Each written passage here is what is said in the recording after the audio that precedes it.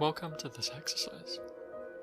The idea here is to have a simple introduction into a completely self-guided and 30-minute long meditation. This means no interruptions, just you left alone with your own mind. Often, this method of meditation is called unguided. But really, all it means is that you are guiding yourself from within, rather than with something or someone on the outside. So, it's not really unguided, it's more that you become your own guide, so self-guided. Personally, I have found this method to be simpler after learning some of the basics of meditation. How to notice your thoughts, and even simple things like how to breathe and finding the right posture for yourself.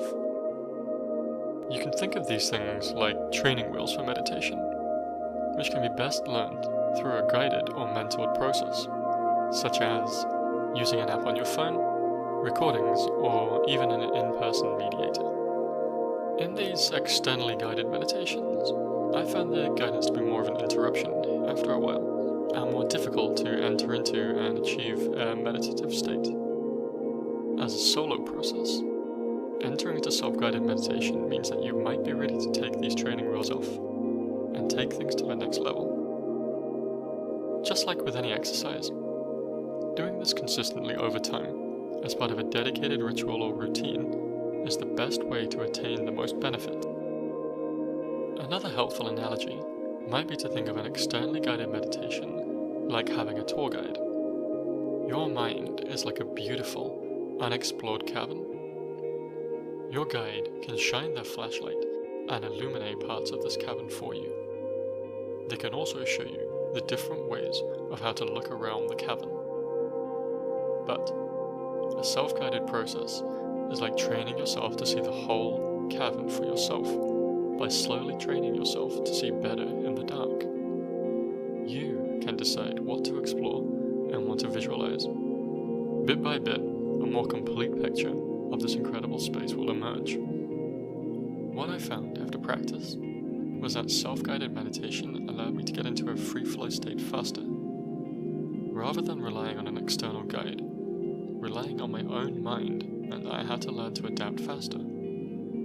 I also found it to be more intense in training my mind, to help notice when it was chatting away into overdrive, and return to that gentle focus on breathing. Because of this, it can be a little more challenging, so do not worry at all if you find your mind wandering more than usual to begin with. You can do this exercise using meditation music if you like, or in complete silence. For me, I prefer silence, and to situate myself in a place where there is either little or no external sound. This choice will be simply down to your own personal preference. It might be worth playing with different music or ambiences to see if any of them resonate with you particularly well. Every single person who meditates will experience it differently and have their own preferences. That is just one of the things that makes meditation so unique and valuable. What I usually find is that for the first 5, 10, 15 minutes or so, my mind tends to wander quite a bit. Lots of thoughts come in, usually whatever has been on my mind most recently. Spending this time really training focus on breathing can be valuable. Exercising those mental muscles. Not too much focus, not too little, just that gentle acceptance that comes with practice. Often, when my mind is wandering down those different paths, I like to remind myself that often when we think we are thinking clearly, we're actually not really thinking at all. In fact, we are often obscuring doing what feels right by overthinking or obsessing, and this can cloud our true feelings. A light-hearted approach to meditation can be useful, allowing us to practice this process of non-judgmental awareness for what is inside of us. For me, after that first period, there comes a steadier state of calm. The chattering dies down, the monkey mind begins to rest, and feelings start to gradually replace more reactive thoughts. It feels like sinking below a certain level, where thoughts and feelings become deeper, and easier just to acknowledge and release. Ultimately, what I have found is a deeper sense of inner peace through self-guided meditation, and I'm really only at the beginning of my journey. I feel that I am able to be much more in control of my thoughts and emotions in a healthy way throughout the day. As such, self-guided meditation can be powerful if you are going through a particularly emotionally challenging time in your life. It can also help to strengthen and safeguard your mind should challenging situations arise in the future. The self-guided process allows you to either set a general focus on contemplation of something specific, like the source of an emotion. Focus on this intention before you begin, and set it in your mind as a goal. Or, you can choose to have a freer exploration of your mind to discover what emerges naturally. The choice is yours. It can feel a bit like a catch-22 at times. You have to focus on not focusing on something, which makes perfect sense, right? But this is where the simple act of noticing and being aware of what is inside of you becomes most useful, without judgment. It does take practice, as often we are so quick to criticize and judge internally, especially towards ourselves. Meditation trains us to allow thoughts and feelings to come and go as they please. Each time we notice them, returning to that gentle focus on the rhythm of the breath. Like observing the waves of a tide, just gently in and gently out. Constant, in rhythm, calm, and relaxed. But remember too, that there is no wrong way of doing this. It's all about the journey. A self-guided journey can also just be an incredibly pleasurable experience to do anyway, without any real purpose besides the sheer joy of experiencing it. The connection you can have with your deepest emotions during those moments is like that feeling of true love that you sometimes get. For example, when gazing into the eyes of a loved one, or feeling the peaceful caress of the wind and the sun on your skin, or seeing the pure joy of being alive from a newborn baby. That feeling of deep intimacy inside and connection within us can emerge during self-guided meditations as a true moment of bliss. Sometimes, during meditation, I like to place my attention on my heart and to allow my heartbeat to get into synchrony with my breath. Often, while doing this, I find that a particular person or thought emerges naturally, and sometimes in immense detail, and a deep sense of compassion comes over me towards them. Sometimes, I find this exceptionally useful for replacing any latent negative thoughts or feelings I might have towards that person with loving, kind, and more empathetic ones. For now though, let's get to it. Remember to start with a few deep, releasing breaths before closing your eyes and settling into yourself.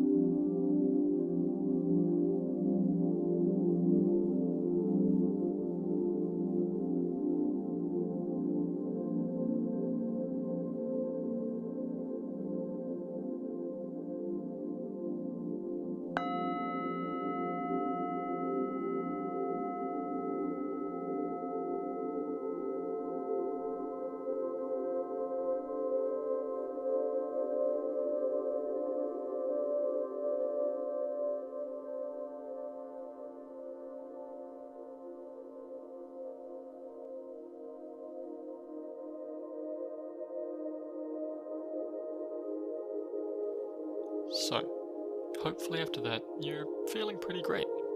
Maybe some emotions crept out, some intentions to fulfill for the day, or even just old memories of fond experiences.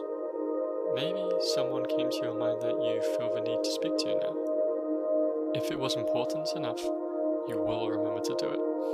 Whatever came to your mind, whatever you felt, whatever you thought, it is all okay. Remember, the key is simply being aware of what is inside of you, without any judgment.